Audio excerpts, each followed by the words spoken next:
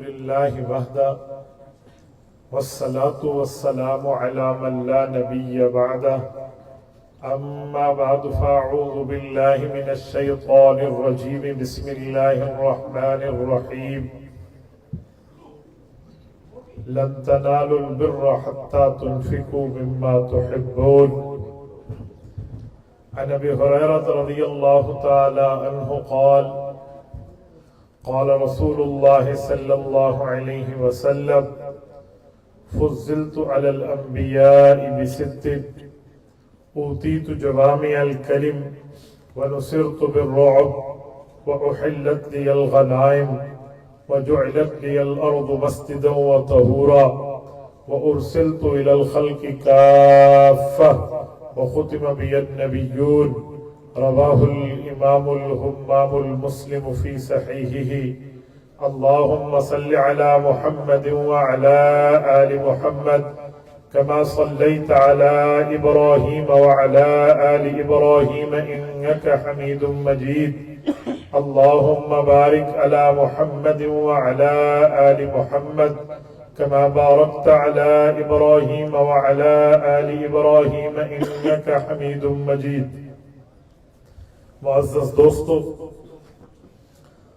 آج 15 دسمبر 2024 بروز اتوار ہے اور میرے خیال میں کچھ ہی لمحے بعد یہ 16 دسمبر 2024 میں وقت بدلنے لگا ہے، بلکہ کل ملا کر 2 منٹ کے بعد. میرے دوستو، میں ارباب جلسہ سے گزارش کروں گا کہ میں پہلی مرتبہ تھا، میں آپ کا نظام سمجھ نہیں سکا. میں آپ کو کتنے درد دل سے کہوں، جب بندہ رات کے 12 بجے گفتگو کرتا ہے تو جسم ٹوٹ جاتا ہے، انسان تھک جاتا ہے. آپ آئندہ اگر مجھے زحمت دیں تو مغرب کے بعد جلسہ شروع کریں، عشاء بالکل سب سے آخر میں پڑھیں. مجھے چاہے آپ 3 نہیں 5 گھنٹے گفتگو کے لیے دے دیں، میں بحمد اللہ تعالی بات کروں گا، کھل کے کروں گا، دلائل سے کروں گا، سمجھا پاؤں گا.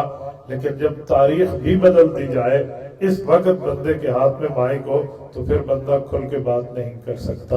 پھر لوگوں کا سونا حق بھی بنتا ہے، لوگوں کو اونگنا حق بھی بنتا ہے. اس لیے بس میں خلاصے کے طور پہ چند باتیں پیش کرنے لگا ہوں.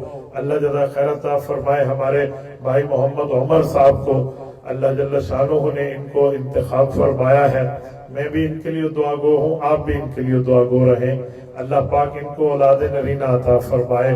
ان کی بیٹیاں ہیں، اللہ ان کو بیٹا عطا فرمائے، ولد صالح عطا فرمائے، بے عیبی اولاد عطا فرمائے، اور رب کریم ان کی صحت میں، عمل میں، عمر میں، ارادوں میں برکات اور ترقیات عطا فرمائے. ترتیب کے اعتبار سے تو آج ماشاءاللہ میں نے کوئی 4 مذاہب سے گفتگو کرنی تھی، لیکن وہ غالباً کوئی سرکاری معاملات کی وجہ سے معاملہ نہیں ہو پایا، جس میں ہمارے کئی پنڈت حضرات بھی اور اسی طرح کچھ پریسٹ بھی اور باقی ان حضرات کے ساتھ آج گفتگو ہوتی، دلائل کے ساتھ خوشی ہوتی، لیکن شاید کوئی سرکاری پرابلمز کی وجہ سے نہیں ہو پایا. انشاءاللہ تعالی میں پر امید ہوں اگلی دفعہ یا اس سے اگلی دفعہ ضرور بے ضرور انشاءاللہ تعالی دلائل کے ساتھ پرامن لہجے میں ہم یہ میدان سے جائیں گے. میرے دوستو، اب میں 2-4 باتیں آپ کی خدمت میں رکھنے لگا ہوں. سب سے پہلی اور بنیادی بات کہ اسلام جو ریلیجن ہے یہ ریلیجن آف پیس ہے. اسلام امن کا مذہب ہے. لوگ امن کا مطلب بزدلی سمجھتے ہیں. امن کا مطلب بزدلی نہیں ہے، امن کا مطلب سکون ہے. سکون الگ چیز ہے، بزدل ہونا الگ چیز ہے.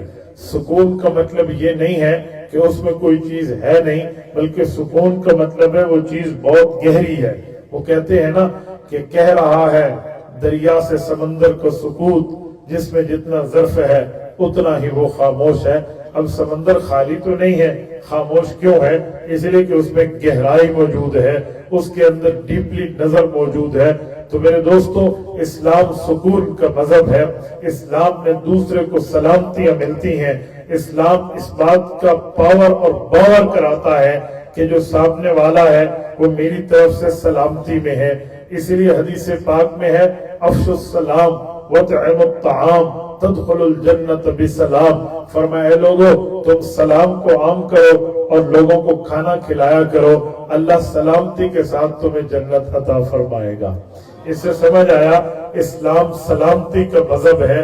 میں ایک بات سمجھانے کے لیے کہتا ہوں، یہ جو اسلام کے اندر السلام علیکم ورحمۃ اللہ وبرکاتہ کا لفظ ہے، اس کا پہلا مطلب یہی ہے کہ آپ مجھ سے سلامتی میں ہیں، میں آپ پہ کوئی اٹیک نہیں کروں گا، آپ کی جان پہ، آپ کے مال پہ، آپ کی عزت پہ، آپ کے آبرو پہ حفاظت میری ذمہ داری ہے۔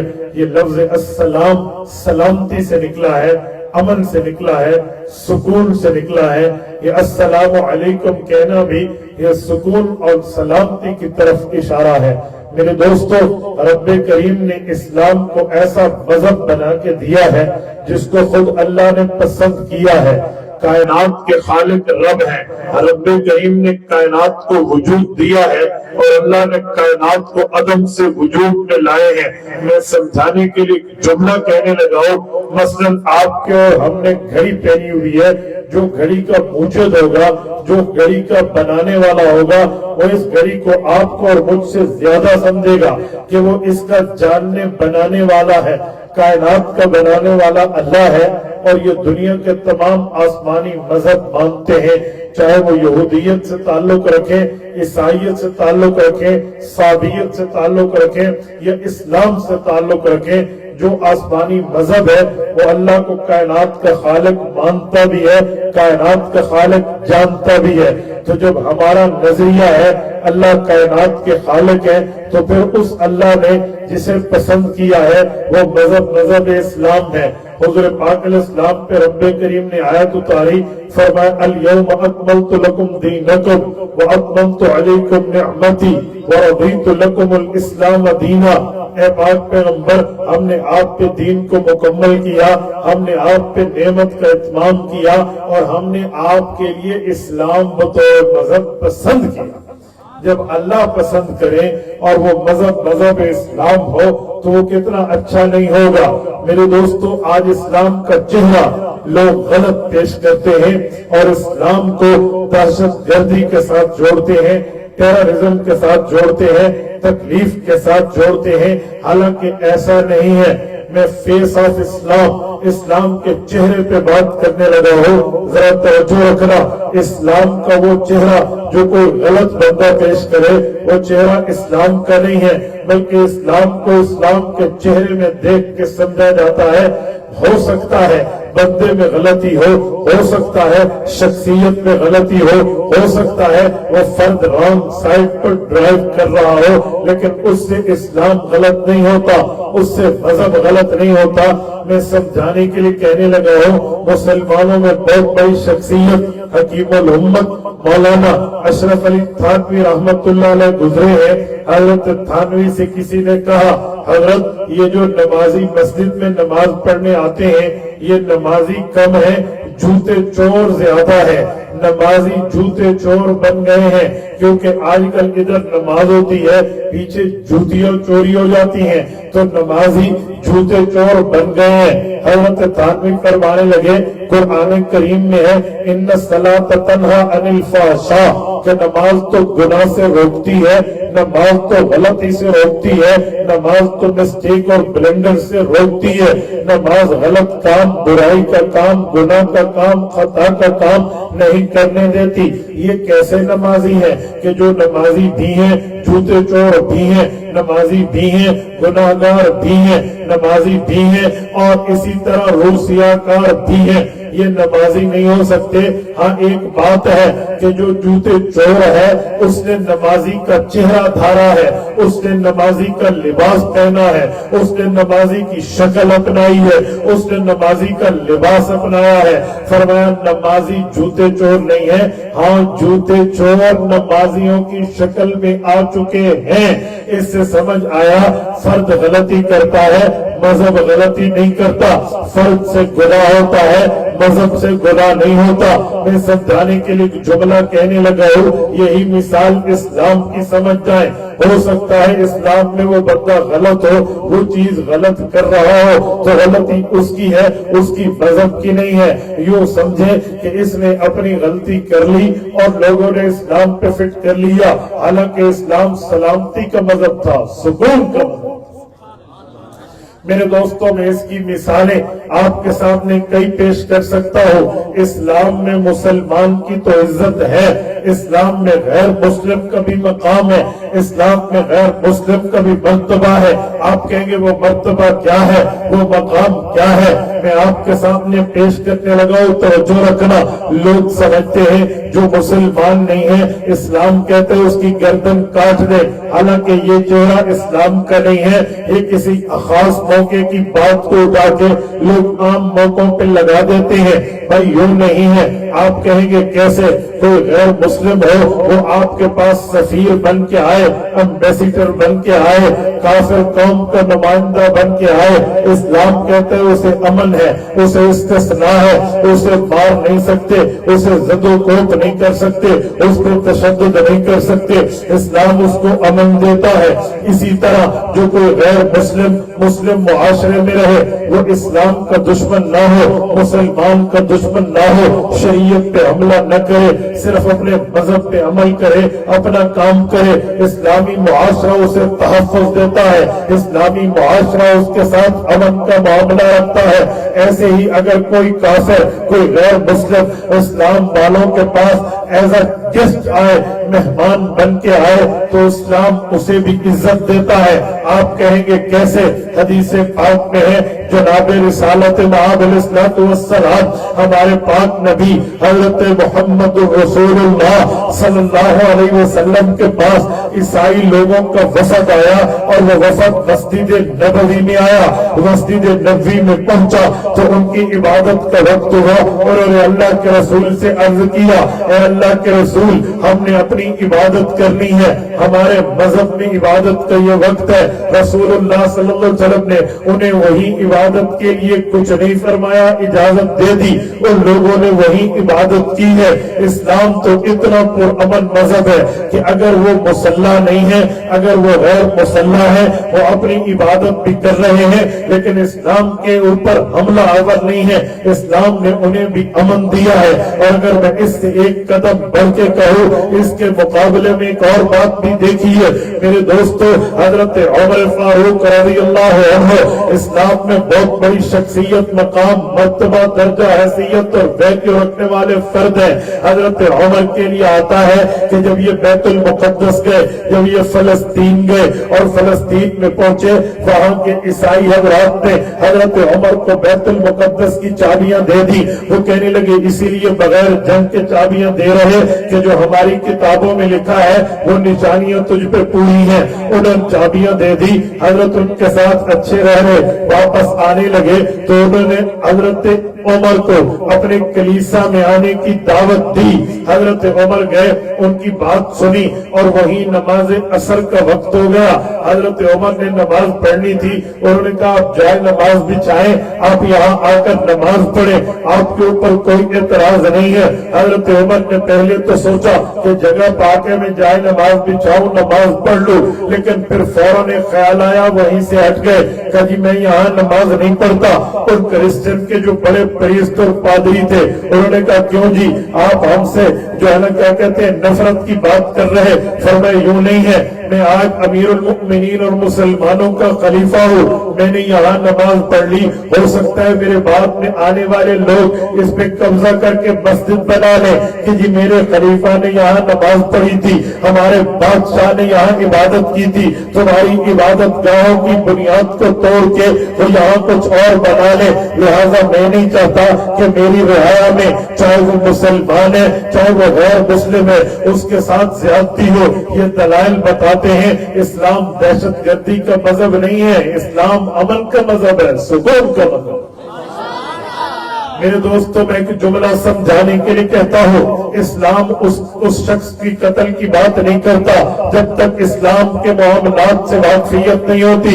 اگر کوئی اس قتل کی بات کرتے ہیں تو وہ ایسی بات نہیں ہے، وہ بڑے خاص حالات کی بات ہے، لوگ اس کو پتہ نہیں کیا سے کیا سمجھتے ہیں۔ میں آپ کو ایک جملہ سمجھاتا ہوں، حدیث پاک میں ہے، صحیح بخاری میں ہے، کتاب الصلاۃ میں ہے، جلد اول میں ہے، باب دخول المشرک فی المسجد کے تحت روایت موجود ہے۔ اللہ کے رسول صلی اللہ علیہ وسلم کے زمانے میں ایک کام ہوا تھا، امام بخاری لکھتے ہیں قبیلہ بنی حنیفہ کے ایک شخص تھا، وہ مسلمان نہیں تھا، وہ غیر مسلم تھا، لیکن اسلام کے بارے میں جانتا نہیں تھا، اسلام کے بارے میں معلومات نہیں تھی، اسلام کے بارے میں بیسک نالج اسے نہیں تھا۔ وہ شخص صحابہ کے ہاتھوں گرفتار ہوا، اللہ کے رسول صلی اللہ علیہ وآلہ وسلم کی خدمت میں لایا گیا۔ وہ شخص مسجد نبوی میں آیا تو مسجد نبوی کے ستون سے رسول اللہ نے فرمایا اسے یہاں بٹھا دو، یہ ستون کے ساتھ لازم کر دو، اور جیسے جنگی قیدیوں کو سخت باندھتے ہیں ویسے نہیں، بڑے آرام سے رکھو، یہ قوم کا سردار ہے، تاکہ یہ ہماری عبادت دیکھے، ہمارا معاملہ دیکھے، ہمارا مذہب دیکھے، ہمارا دین دیکھے، ہمارے طور دیکھے، اطوار و عادات و احکام دیکھے، ہمارے معاملات دیکھے، اور پھر اس کے بعد سوچے ایک مذہب میرا ہے، ایک مذہب مسلمان کا ہے، ایک عبادت ہماری ہے، ایک عبادت مسلمان کی ہے، ایک ریاضت ہماری ہے، ایک ریاضت مسلمان کی ہے، ایک اللہ کی پوجا ہم کرتے ہیں، ایک خدا کی پوجا یہ کرتے ہیں، یہ ڈفرنٹ دیکھے، اگر اوپینین کا ڈفرنٹ ہوگا لیکن اس کے دل میں کچھ آئے گا، اسے کچھ سمجھ آئے گی، اسے یہاں ٹھہرا دے۔ حضور پاک علیہ السلام کے حکم پہ ٹھہرایا گیا، حضور ایک نماز پہ آئے، اس کے قریب سے گزرے، نام سمامہ بن اوصال ہے، اس کے قریب سے گزرے، اس کو یوں دیکھا تاکہ یہ حضور کو دیکھے اور نماز کو دیکھے، نماز ہو گئی، پھر دوسری نماز پہ آئے، پھر اسے یوں دیکھا، پھر تیسری نماز پہ آئے تو یوں دیکھا، وہ شخص سمجھ گیا کہ معاملہ یہاں کیا ہے، فرمایا ادھر تو کوئی اس طرح لڑائی فساد دنگا کی بات تو نہیں ہے۔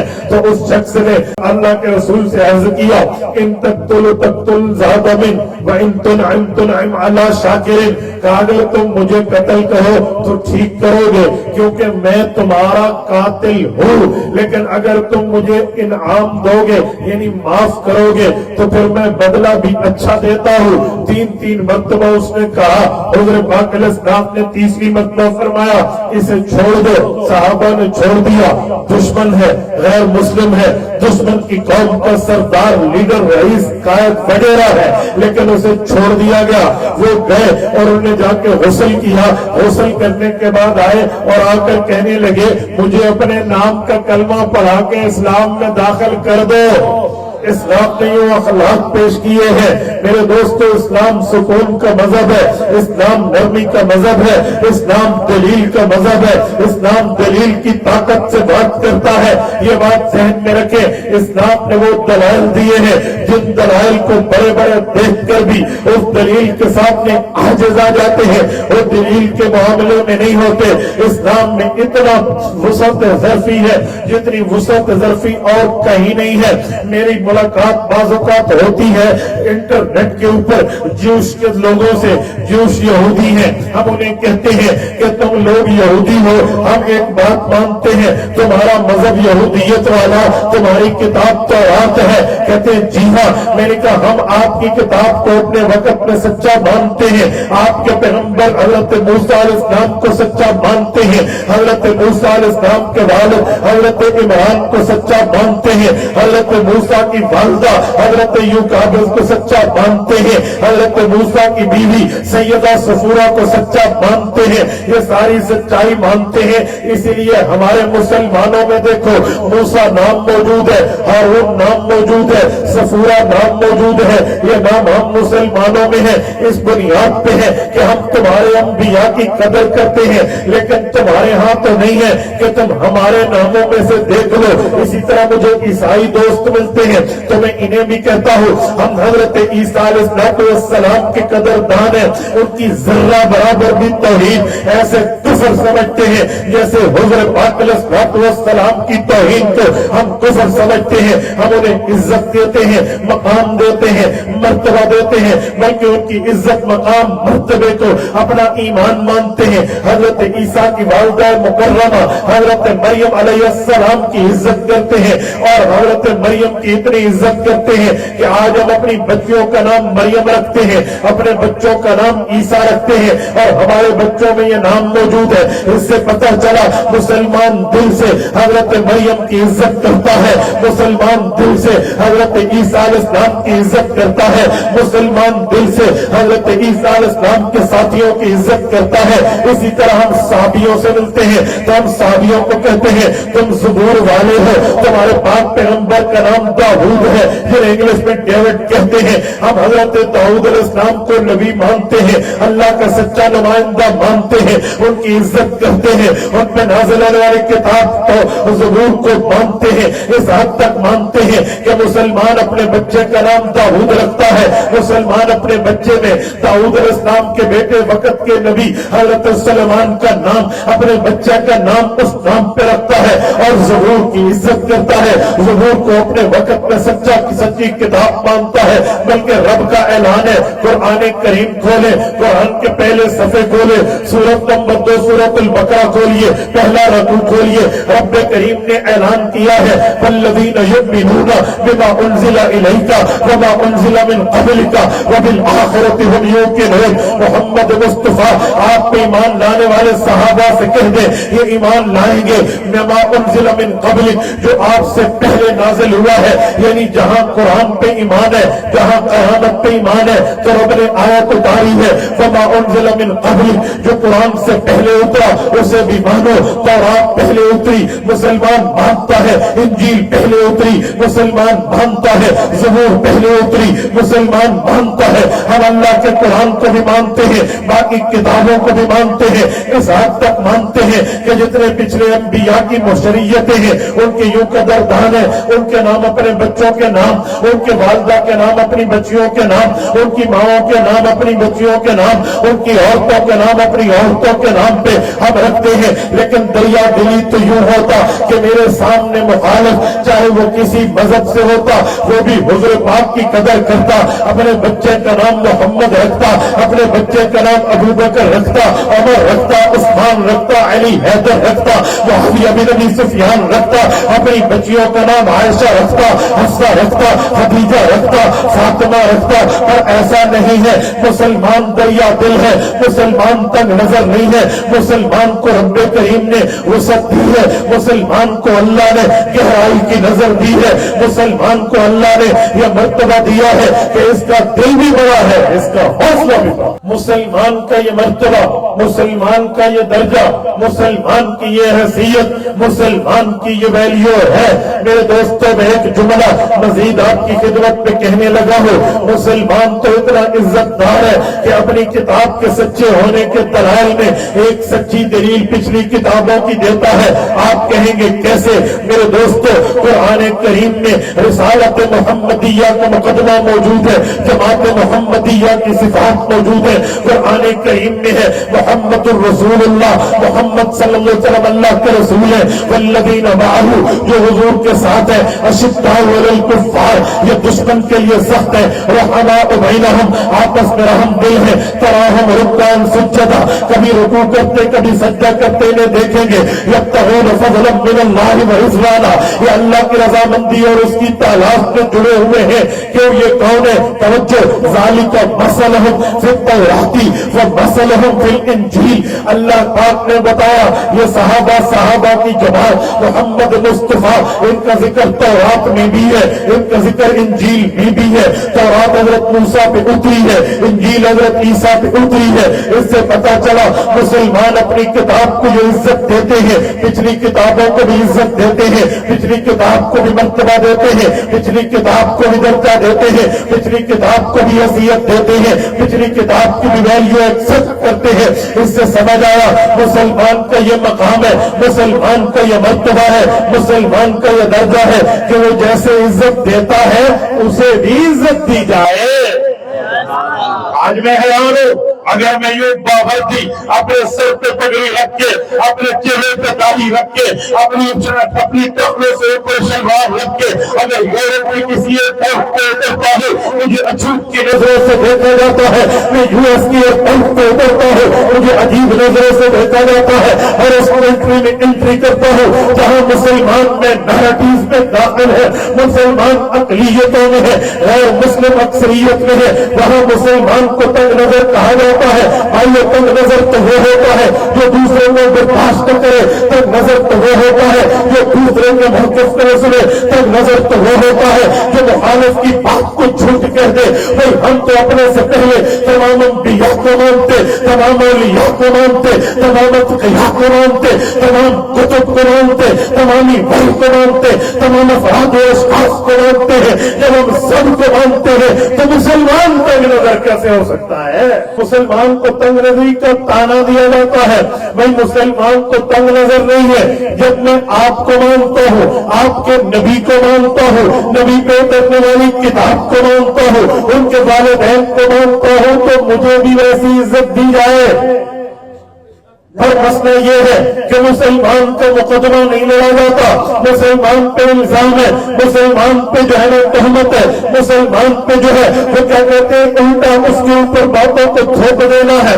نہیں بابا، اسلام بطور امن، اسلام بطور مذہب، اسلام بطور ریلیجن آپ کے میرے لیے ہے۔ میرے دوستوں میں باقی باتیں تو چھوڑو، میں ایک جملہ آپ کو سمجھانے کے لیے کہتا ہوں، یہ بات ذہن میں رکھنا، اگر اسلام غیر مسلم کو اپنی ریاست میں جگہ دیتا ہے تو جو اس سے جزیہ وصول کر کے ان کی حفاظت کرتا ہے۔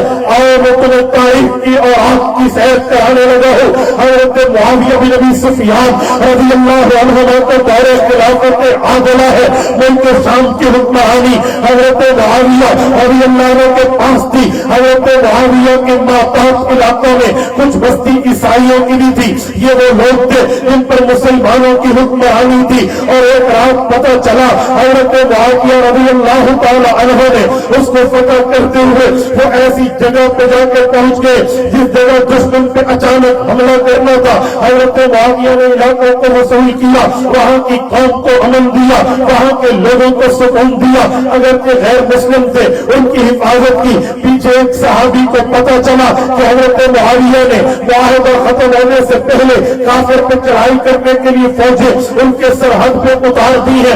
وہ صحابی پیغمبر کی حدیث لے کر آئے، حضرت معاویہ کے پیچھے پہنچے، گھوڑے کو دوڑایا، اسپیڈ میں آئے، ایک دو دن تو لگے لیکن حضرت معاویہ تک پہنچے اور آ کر کہنے لگے وفاء اللہ حضر، میرے پاس پیغمبر نے فرمایا ہے کسی قوم سے تمہارا معاہدہ ہو چاہے وہ غیر مسلم کیوں نہ ہو، اس معاہدے کو بھی پورا کرنا ہے، غداری نہیں کرنی۔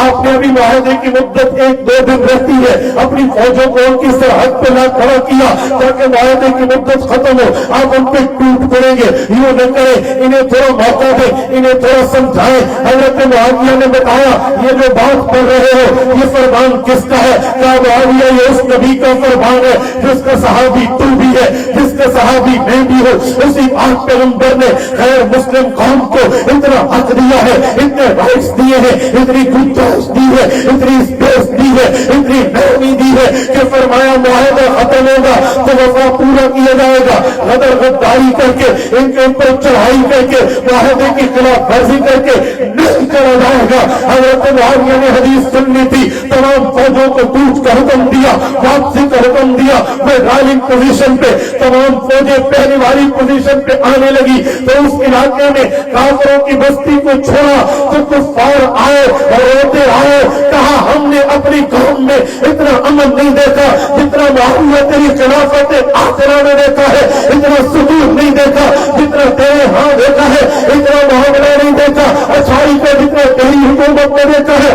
خدا کے لیے اس جگہ کو نہ چھوڑو، یہ تاریخ کی وہ مثال ہے جس کی مثال لانے سے زمانہ عاجز ہے، علاقے عاجز ہے، حکومتیں عاجز ہے، خلافتیں عاجز ہے، اس جیسی مثال نہیں لا سکتے تو حضرت معاویہ نے کیا ہے، بلکہ اس سے بڑھ کے بھی امام ابن عساکر نے تاریخ مدینہ دمشق میں لکھا ہے کہ ایک کافروں کا علاقہ تھا، حضرت معاویہ کا دور خلافت یہاں چلا تھا، حضرت معاویہ سے وہ غیر مسلموں نے معاہدہ کیا تھا کہ جو ہم 1 سال کا جزیہ دیں گے، تم 1 سال ہماری حفاظت کرو گے۔ حضرت معاویہ نے ان کی حفاظت کی تھی، ہر سال وہ جزیہ دیتے تھے، حضرت معاویہ حفاظت کرتے، ان کی بھی، ان کی عزت کی بھی، ناموس کی بھی، آبرو کی بھی، ان کی خواتین کی بھی، ان کی بچیوں اور بچوں کے بھی، ان کے مال کی حفاظت کرتے۔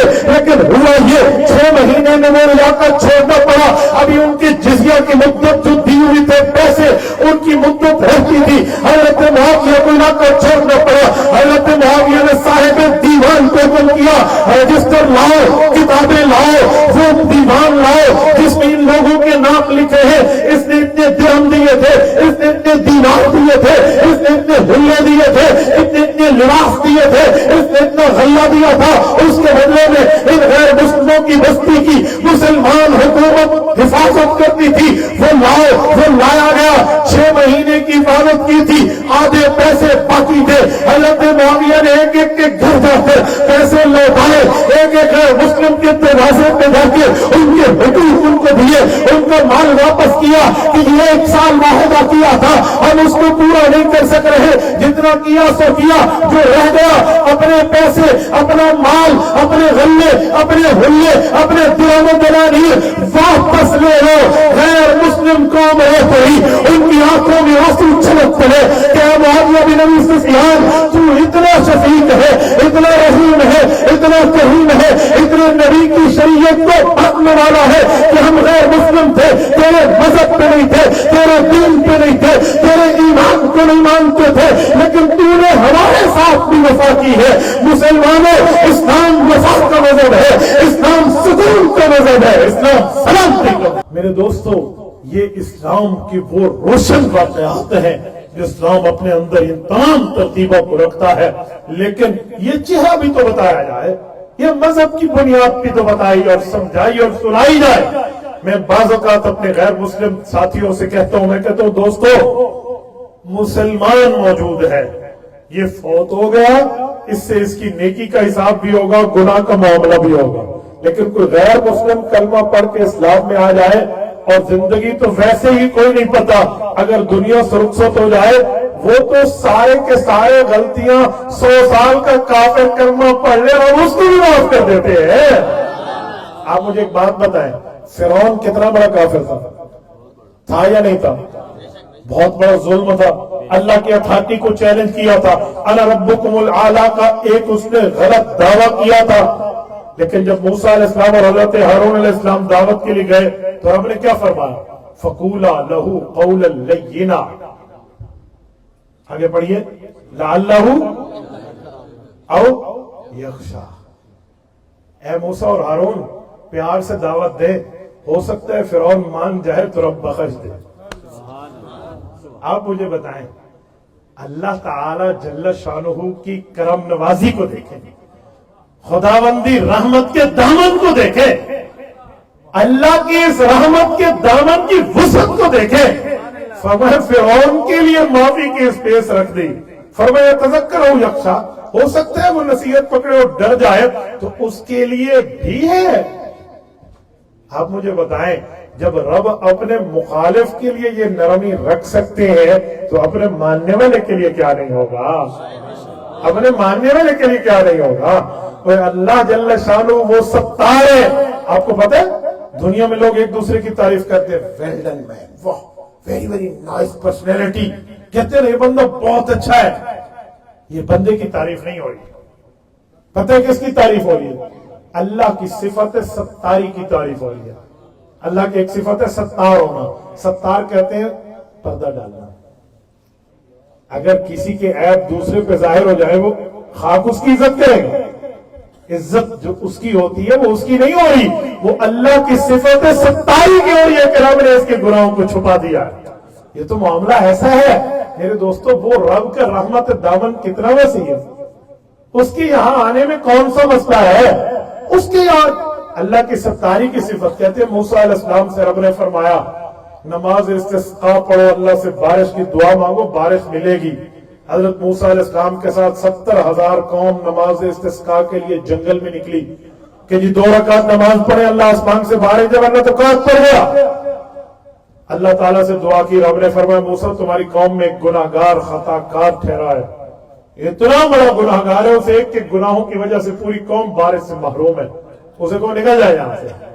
حضرت موسیٰ علیہ السلام کھڑے ہوئے اور اعلان کیا، فرمایا اس قوم میں اتنا بڑا گناہگار شخص موجود ہے جس سے اللہ کی رحمت انتہائی دکھی ہے، وہ ادھر سے ہٹے گا تو ہمارے اوپر رحمتیں، برکتیں، شفقتیں خدا کی آئیں گی۔ اب سب نے یوں دیکھنا شروع کر دیا، کون ہے کون ہے؟ تو جو گناہگار تھا دل میں وہ بھی تو منصف تھا، اسے پتا تھا، اس نے دل ہی میں خدا سے کہا اللہ معافی دے دے، اللہ معافی دے دے، پرومس، وعدہ، عہد، میثاق، پیمان، آئندہ ایسے نہیں کروں گا۔ ہو گئی؟ فرماتے ابھی وہی ٹھہرے، ابھی نکلا قوم سے کوئی نہیں ہے کہ بارش آ گئی۔ قوم نے پوچھا ہے موسیٰ علیہ السلام کیا ہوا؟ تو حضرت موسیٰ علیہ السلام نے رب سے پوچھا، فرمایا اس نے ہمارے ساتھ یاری لگا لی، کہیں اسی گناہگار نے یاری لگا لی۔ کہا اللہ اس کا چہرہ دیکھنے کے لیے یہ قوم ترستی ہے، بتا دے وہ کون ہے۔ فرمایا موسیٰ جب میرا دشمن تھا میں نے پھر بھی اس پہ ستاری کی چادر رکھی، اب تو میرا یار بن گیا۔ میرے دوستوں رب کی رحمت کے دامن میں کیا مسئلہ ہے؟ اللہ جل شانہ کی دامن رحمت سے بندہ ایک دفعہ وابستہ ہو جائے، خدا کی قسم دنیا بھی بہتر ہو جائے گی، آخرت بھی بہتر ہو جائے گی۔ میرے پاک نبی صلی اللہ علیہ وآلہ وسلم کے پاس ایک شخص آیا جو ابو جہل جیسے کافر کی بات مان کے اپنی 2 بچیوں کو زندہ زمین میں درگور کر چکا تھا، اور اس نے آ کر اللہ کے رسول کی خدمت میں کہا تھا یا رسول اللہ میں نے بہت گناہ کیا ہے، میں معافی مانگنے آیا ہوں، کلمہ پڑھنے آیا ہوں، میرا گناہ معاف ہوگا؟ فرمایا جی ہوگا۔ ابھی اس نے اپنا گناہ نہیں بتایا تھا کہ جی میں بچی زمین میں دفن کر کے آیا ہوں، کیونکہ غیر مسلموں کا مکہ میں طریقہ یہی تھا۔ کہ جی میں نے بہت گناہ کیا۔ کہا کتنا کیا؟ پہاڑوں جتنا۔ کہ جی پہاڑوں سے بڑا، زمین و آسمان سے بڑا۔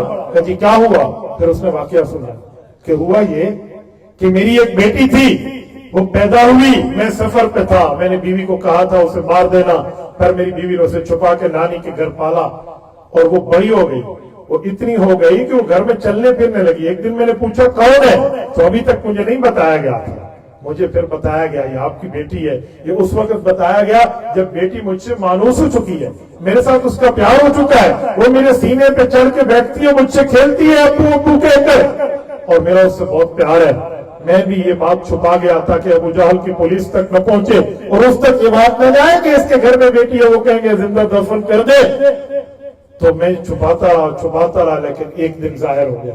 تو ابو جہل آیا میرے گھر پہ، اپنے کارندے لے کے آیا کہ اپنی بیٹی کو زندہ دفن کر یا ہماری ملت سے نکل جا۔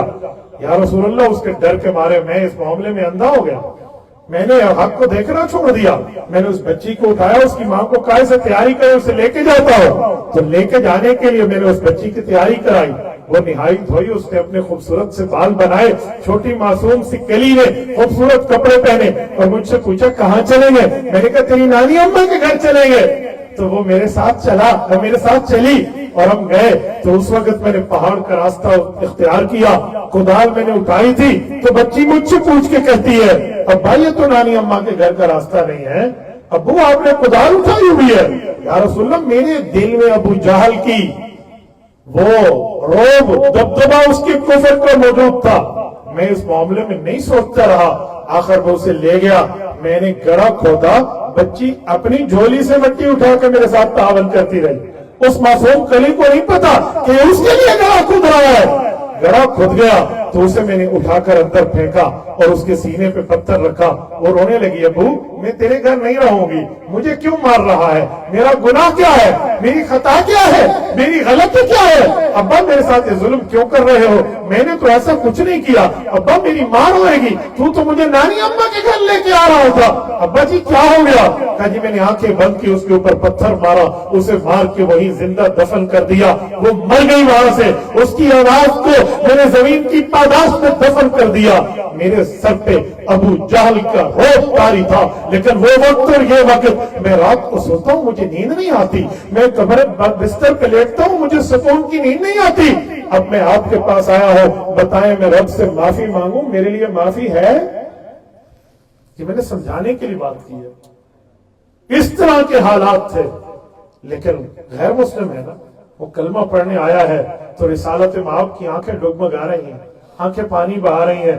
آخر سر اٹھایا اور فرمایا واقعی تو آسمان و زمین اور پہاڑ اور دریا سمندر سے بڑا جرم کر کے بیٹھا ہے, لیکن رب کی رحمت اس جرم سے بھی بڑی ہے, اللہ کی رحمت اس سے بھی بڑی ہے.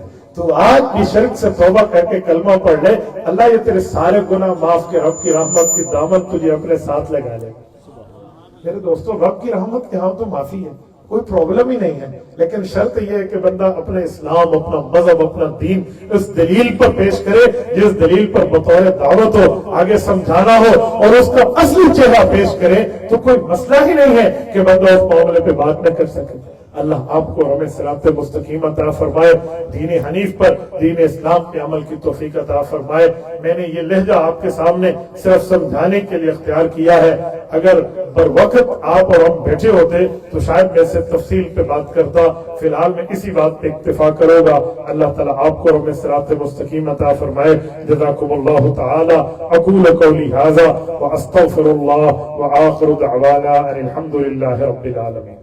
یہ جو سوال آیا نا موجودہ مدارس کے حوالے سے, یوٹیوب پر میرا مستقل موقف موجود ہے.